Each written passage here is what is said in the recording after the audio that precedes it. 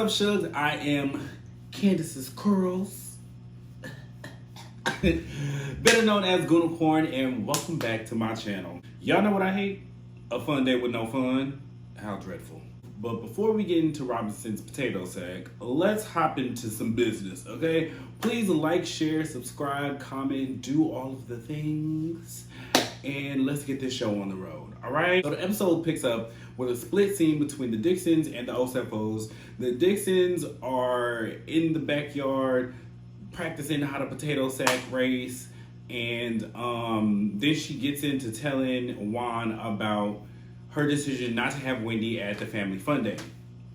Then we go on over to the Osefos, where they're out in the field having a good time with cheering, and Wendy actually starts off by telling Eddie about her plans to open up a business with Peter. We all said, run, bitch, run. I do not know why you want to open up a business with Peter, but I mean, have fun. But I will say though, that I think that a lot of the commentary seems to be that, why is Wendy doing so many things that she isn't passionate about? I really do not know too many restaurateurs who are passionate about running restaurants. They're passionate about money. All these business owners that y'all claim are passionate about the business that they run are not.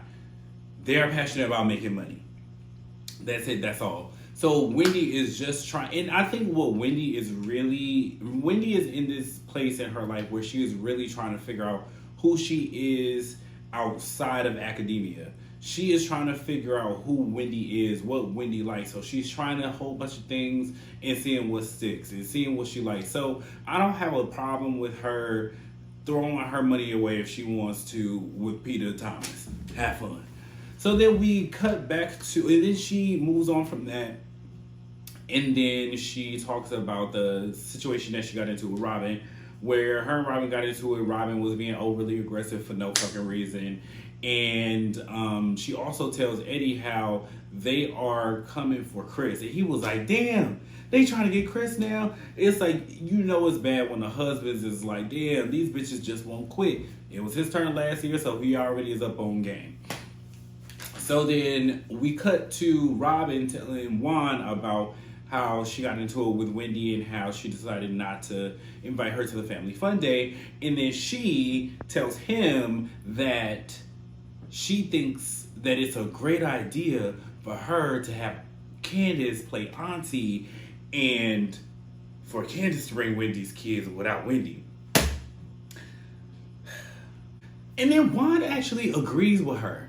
Nigga, are you, hello? Like, when in a partnership where one person is lacking, the other one is supposed to be there to lift them up. Clearly, Robyn cannot think straight because her rage is blinding her from the error of her ways. That is why she's supposed to have a teammate, a player on her team to help her out when she fumbled the motherfucking ball, when she missed the goddamn free throw or whatever the sports term is for that shit. But no, Juan and Robyn are fucking birds of a feather that flocks together. I do not understand why it did not occur to him, like, no, maybe that's not a good idea. Like, would you send your kids off to an event where the person who has the event does not like their mother? No, you probably just would not. Like, you know, y'all supposed to be each other's better halves, but it's like y'all not a better or a lesser halves. It's just like y'all the same motherfucking person. And that is working against y'all. That's working against y'all. I need y'all to like think for real. It's like y'all just anchors bringing each other down. Neither one of y'all are the boat, neither one of y'all are the anchor. You're just anchors weighing each other down. Please, somebody use their brains. Piss for brains. Anyway, side note, I'ma just go ahead and say it. I think Robyn and Juan need to see what life is like outside of each other. Now, I know that I've always said that I really loved Robyn's storyline because she has the most family-oriented storyline on the show. But I think that it's run its course at this point. The relationship between her has run its course. Y'all are not in a relationship. This is a relationship based off of like convenience and comfortability and something else with a C. Bitch, y'all just need to cut the fucking cord at this point and see what life is like without each other. I think that would be a much better storyline for Robyn going forward. And not that her life needs to be a storyline, but I do think that at this point, like, why? I don't know what they get from being with each other. It doesn't seem fun. It doesn't feel lovely. But whatever, that's on y'all, not me. So, then we move on to Karen and Raven. I don't really have much to say about this except for why did Raven look like she just got finished filming the scenes of White Chicks, and she sounded like she just got casted for Laguna Hills, the reboot. It's like, was it the phones that was making her look extra white? Like something was going on. Mama, put down the extra light shade of Fenty. Girl, they got so many colors in your shade. Like, Rihanna didn't go through all of this work for no reason. For you to be sitting over here looking like chalk. Don't do that. Don't be disrespectful. Okay? Rihanna follow your mama. She know where to get it from.